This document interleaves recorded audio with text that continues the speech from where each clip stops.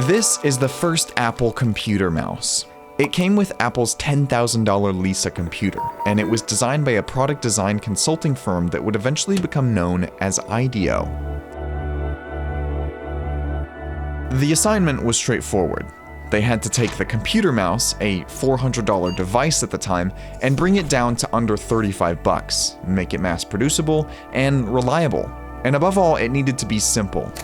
We control Lisa by pointing to these images on the screen with this unique item called a mouse.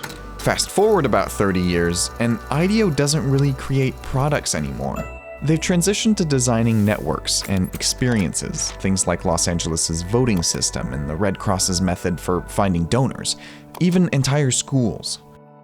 So what does making a computer mouse have to do with creating a school system from scratch? It turns out, quite a lot.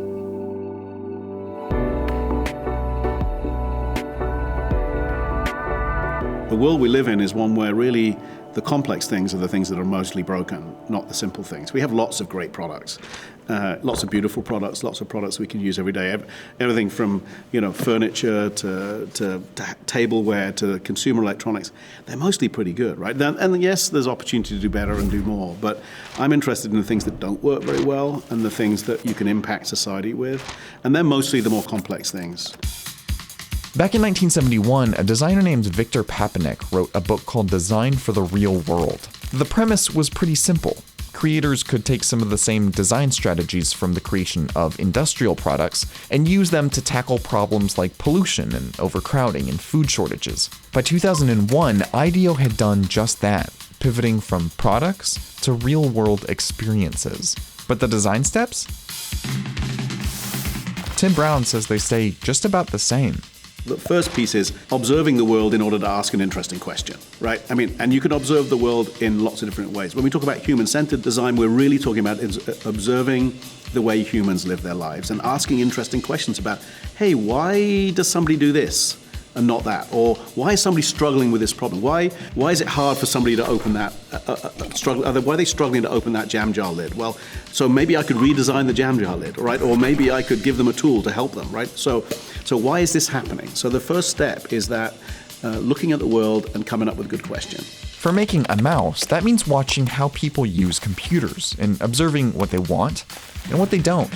For designing a school, that meant spending a month in Peru, meeting with students and parents, teachers, investors, government and business leaders to address needs like academic planning, modular classroom space, accessible technology, and affordable tuition. The next step is taking all the insights you have about those questions and starting to imagine ideas, like here's what I could do, here's what I might imagine doing better or differently. So that's what we often call ideation or idea making. Then comes the fun part. You test it out. Right at the beginning of the process, it might be a really simple cardboard model or a quick sketch, or if it's digital, it might be a quick digital simulation or something. And you try it out with people. Sometimes those drafts can be pretty rough. The first prototype for the mouse was a roll-on deodorant stick and a butter dish from a Palo Alto Walgreens. And you test it and say, and it doesn't work. Okay, so I need to rethink my idea, and I do it again, right? And this is where the iteration comes in, right? You learn from the prototype, you realize what's not working, or maybe it's a crummy idea, you have to go back and find a new idea again.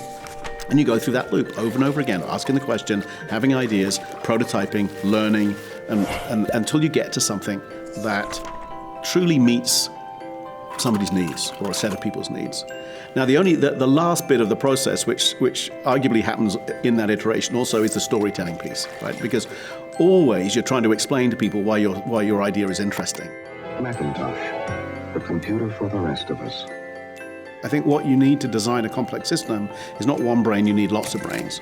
You need lots of brains with different perspectives, different creative contributions that they make, working together to get to an outcome that is literally rich enough and sophisticated enough to be able to behave like a system instead of being like an object.